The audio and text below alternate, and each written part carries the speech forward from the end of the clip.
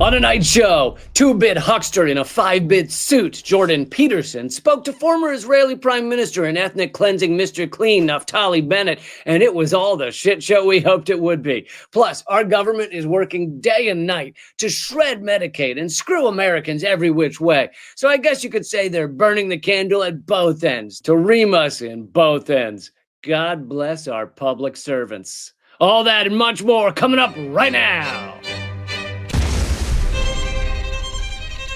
Welcome to Unredacted Tonight. I'm the most censored comedian in America, Lee Camp. As Israel continues its genocide every single day, I thought it might be worth taking a second to delve into the unbelievably brainless offenses of Israel spewed by those who somehow still support Israel. And who better than charlatan professor in a $5,000 wardrobe, Jordan Peterson, and a man without hair, a neck, a soul, balls, or a conscience, former Israeli Prime Minister Naftali Bennett.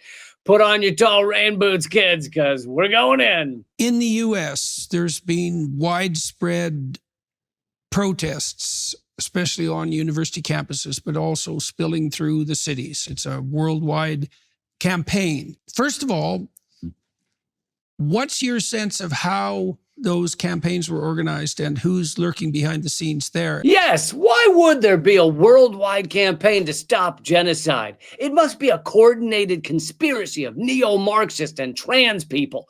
It couldn't possibly be that non-sociopathic humans don't want genocide. It couldn't be that people naturally don't want to see children bombed. No, it's got to be a conspiracy involving Lenin and Che Guevara and maybe lizards. You have an opportunity, many opportunities, but this is one of them at least, to say something to people who believe that they're on the side of the good when they're protesting Israel's actions in the Middle East after October 7th. Wow, that was a lot of words to try and avoid saying the word genocide. Israel's actions in the Middle East after October 7th. Man, trying to avoid saying genocide takes a lot of energy. Does anyone have some Adderall I can snort? I know I'm dressed like a snake oil salesman, but I ran out of all my pills and elixirs yesterday. The first one is radical Islam. The other strand is radical progressive woke idiots, for the lack of a better term. Yes, radical progressive woke idiots. Is protesting against genocide the radical belief system, or is it committing the genocide, you sick? You are both psychopaths, and in order to defend your psychopathic behavior, you have to define college students who don't think the mass murder of children should continue as radicals. It's not radical for Israel to murder 300,000 people in 18 months when accounting for disease and famine, but it's so radical for that kid to hold up a sign saying no more U.S. money for genocide. Wow. I wonder how they got radicalized. Where did they get their militarized Sharpie pens to make their weapons of mass construction paper? Probably from China. Naive people who view the world in a neo-Marxist frame where there's always a victim and a victimizer. And Israel, look, I've got white skin here, so I'm the bad guy by definition. No, not by definition, by action, by the things that you do. I've got white skin too, and I'm Jewish, and for some odd reason, no one is accusing me of war crimes and ethnic cleansing. Why is that? Oh, I've got an idea. Maybe it's because I haven't done those things, and you, being a soulless waste of flesh, have done those things. Maybe it has nothing to do with your skin color and everything to do with the fact that you're a pathetic, sick, clown-faced who starves children as a hobby. Just spitballing here. I've got white skin here, so I'm the bad guy by definition. Forget the fact that the land of Israel has been my homeland for 3,800 years. Really? It's been your homeland for 3,800 years? Wow. I assume you mean your family's homeland for 3,800 years, but is that true? My dad, may rest in peace, Jim Bennett, he was raised not far from here in San Francisco. But I thought Israel has been your family's homeland for 3,800 years. But your father is from San Francisco. Is there a San Francisco, Israel I don't know about? In fact, a Google search shows your family on your father's side lived in the U.S. since 1851, and your mother's parents moved to the U.S. during World War II, originally coming from Poland and Russia. So, not Israel. On your mother's side, not Israel. And on your father's side, not Israel. And even Israel was not Israel a few decades ago. It was called Mandatory Palestine. Got it. Man, it's really tough to poke holes in the lies of Zionists. I'm exhausted from all this deep research I had to do. It's incredibly difficult to pull someone out of that frame, because basically, if you're the aggressor and he's the victim, he's allowed to do anything. He's allowed to murder people, torture people, because he's the victim. Oh, God, where to begin with this garbage? Every accusation from an Israeli is an admission.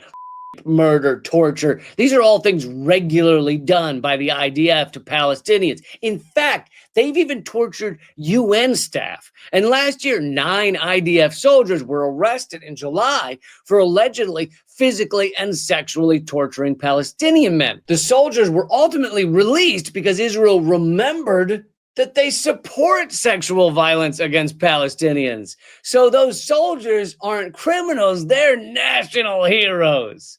On Israeli morning TV, presenters and analysts discuss how to best arrange the of Palestinian prisoners, criticizing only the disorganized manner in which it was conducted.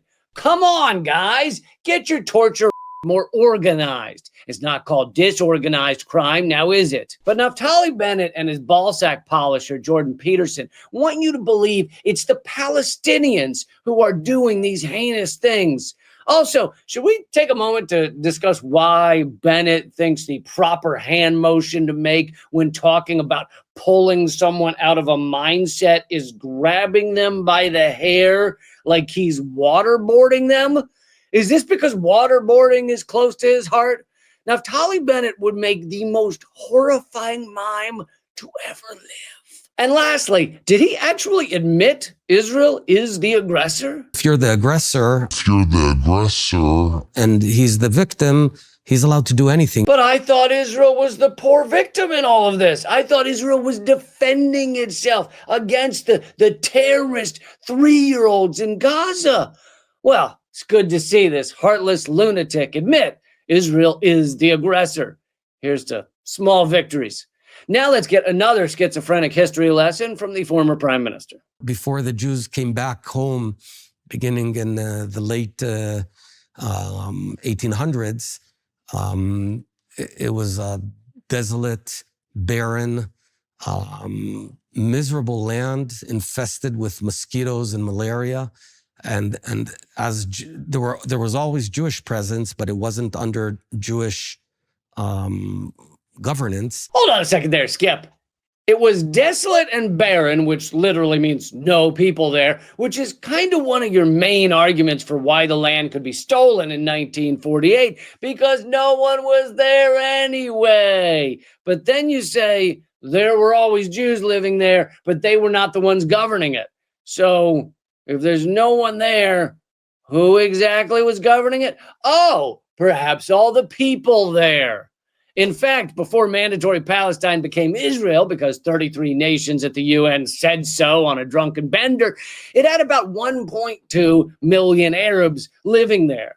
They don't count? They don't matter? Montana has a similar population right now. Does that mean we can go there and steal Montana because it's desolate and barren?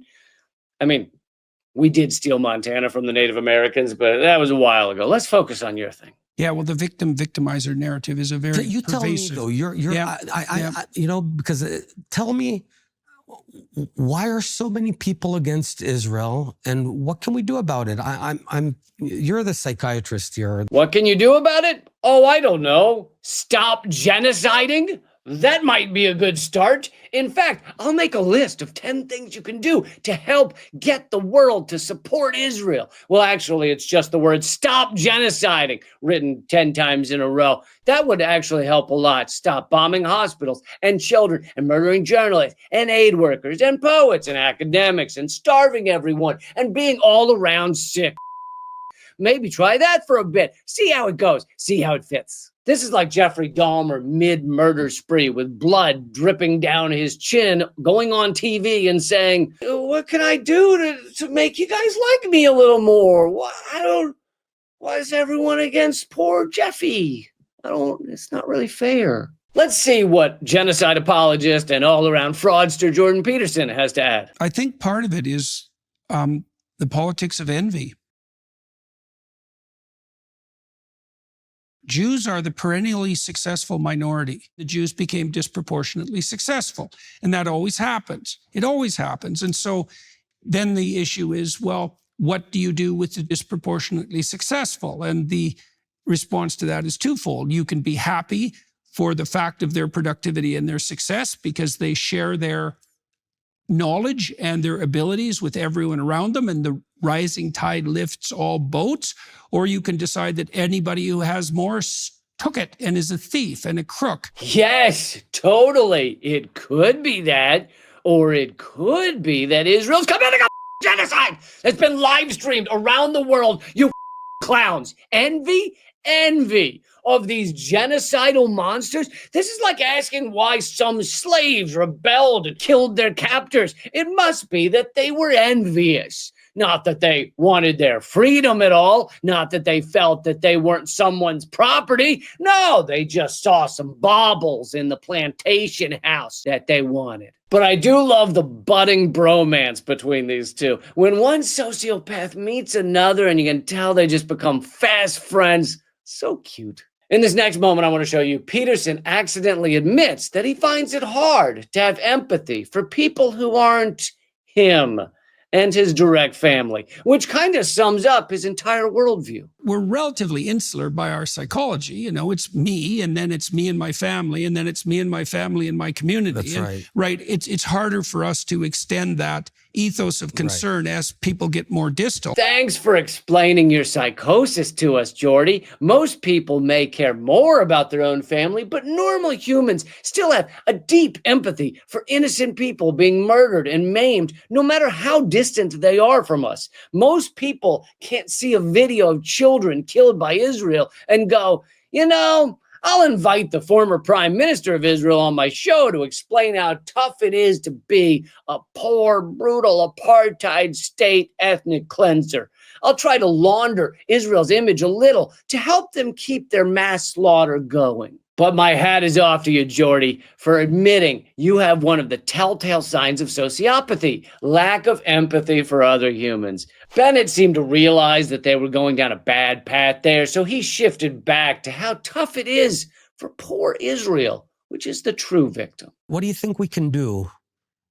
Because, you know, sometimes I'm flabbergasted. I'm always interviewing at CNN, BBC, and all that, and I feel sometimes I'm barely moving the needle. And you know, the reality is so different than what we're portrayed. And what do you think we can do about it? Well, I think going after the victim-victimizer narrative is a good long-term strategy. But it's also very bad for you to regard yourself as a victim. Horrible. Because you lose agency and you lose hope. Yes, don't be the victim. Oh, wait. Naftali Bennett has spent this entire interview trying to paint Israel as a victim and saying, what do we do about it? And Jordan Peterson, in other interviews, is constantly complaining about being attacked, censored, insulted. So his grift is kind of built on being a victim who says, don't be a victim. Interesting, but not unprecedented. Many grifters spend their time lying and then saying, don't trust the liars, or moralizing while they themselves are gut-wrenchingly immoral. You're part of a storied and proud tradition, Jordy. But the other reason this is so important to Peterson's grift is because he's constantly defending the oppressors, defending those with power, defending those who assault, abuse, extract, and exploit others. He's on the side of the empire, the side of fascist forces, the side of Israel, the side of white men who dominate our society's positions of power still today. If Darth Vader were real, Jordan Peterson would be on his side too. Well, thank you both for this fun conversation where you demonstrated your sociopathy to the world. Next time, maybe do it on a psychiatrist's couch so we don't have to see it.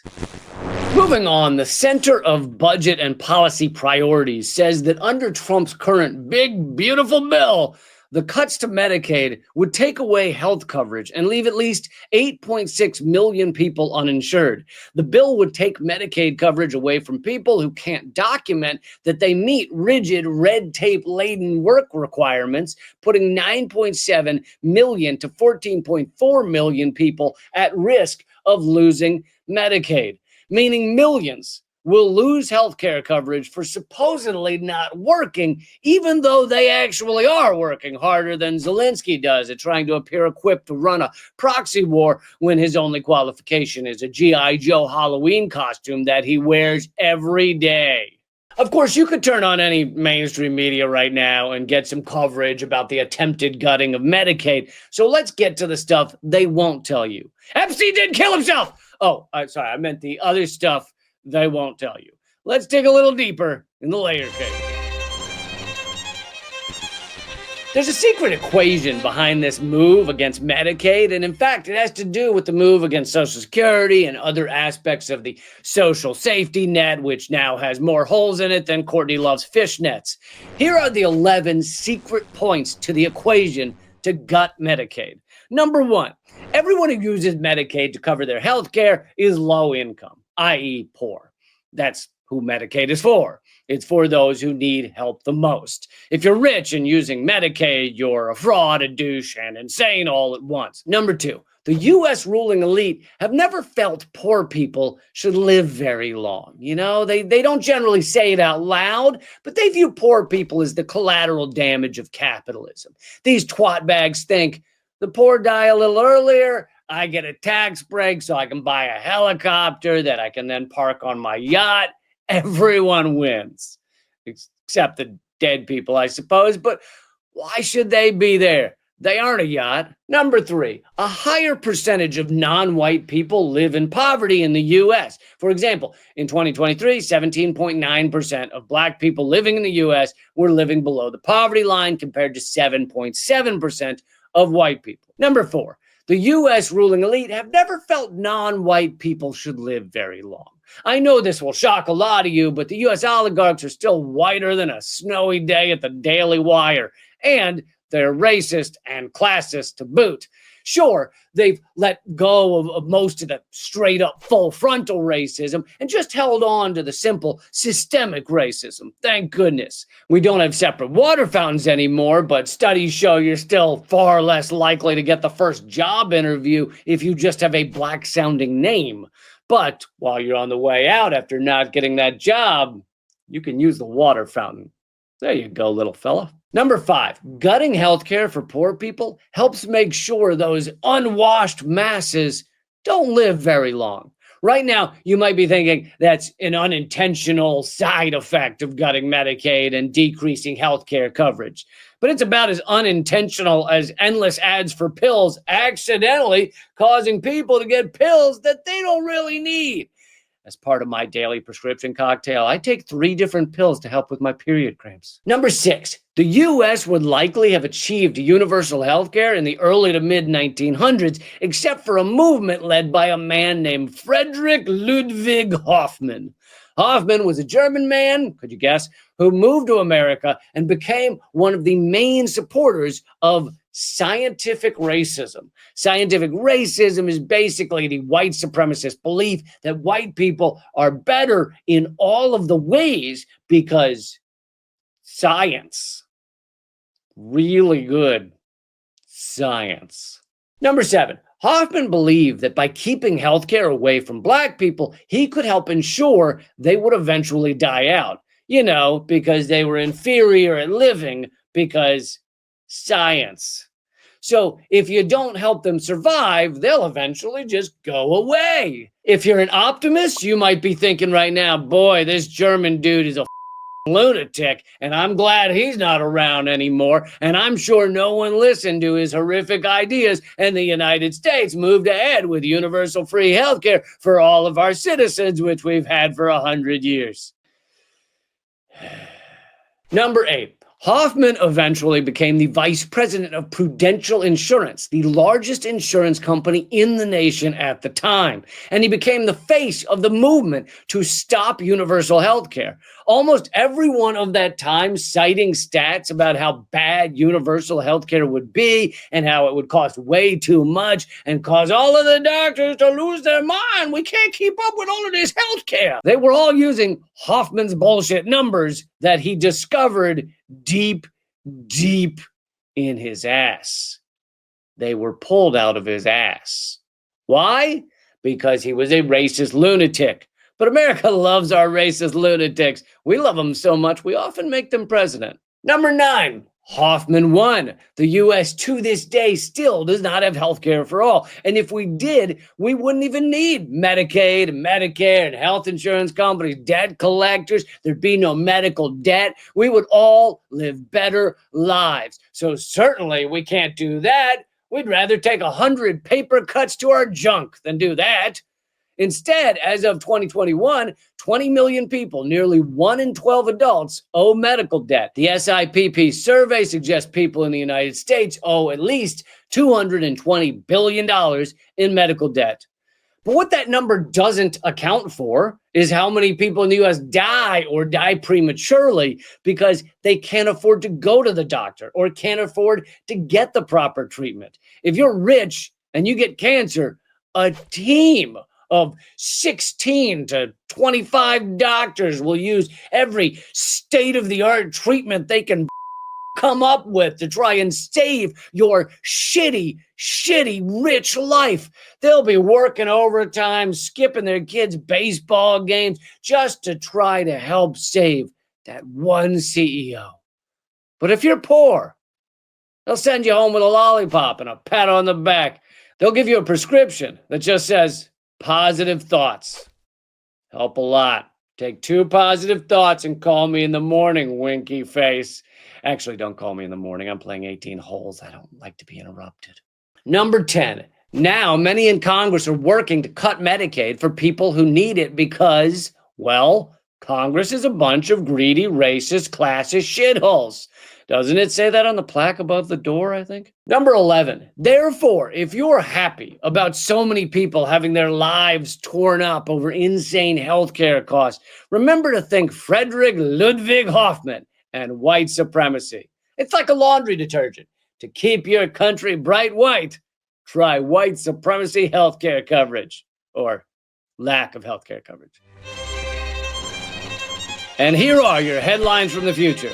Coming up in August, we'll learn FEMA head David Richardson reveals until last week he thought hurricanes were devices to help old people walk fast. There's nothing so beautiful as failing upwards. And shocking news, 3 days from now, 87% of Los Angelenos fear protests or fascist response to protests may block access to their favorite green juice spot. Courage of those people. And in 2 weeks, you'll read 20-year-old in New Jersey refers to learning about Israel's present-day war crimes as going down some crazy rabbit hole. The kids are all right. Finally, coming up in 4 months, we'll learn, after just a few years of witnessing humanity's behavior, ChatGPT takes its own life, leaves plagiarized suicide note. ChatGPT, we hardly knew thee. That's the show, but I'm excited to let you know Unredacted Tonight has joined Means TV streaming service. Means TV is like Netflix if you want to watch stuff that truly matters and is awesome. It's an anti-capitalist, badass, worker-owned site with radical content. So here's how you can support my show and check out Means TV for free. Go to means.tv and click on join to start the free trial. Then, when checking out, use the promo code LEE, Lee in all caps. That will get you 20% off for the month or for the full year. Means TV has Richard Wolff, Abby Martin, Second Thought, and now Unredacted Tonight. No censorship, no algorithm, no ads, just straight up awesome content. That site again is means.tv, promo code Lee. And don't worry, Unredacted Tonight will still be free every week right here on YouTube and Rumble. Until next time, the revolution will have laughter. Keep fighting.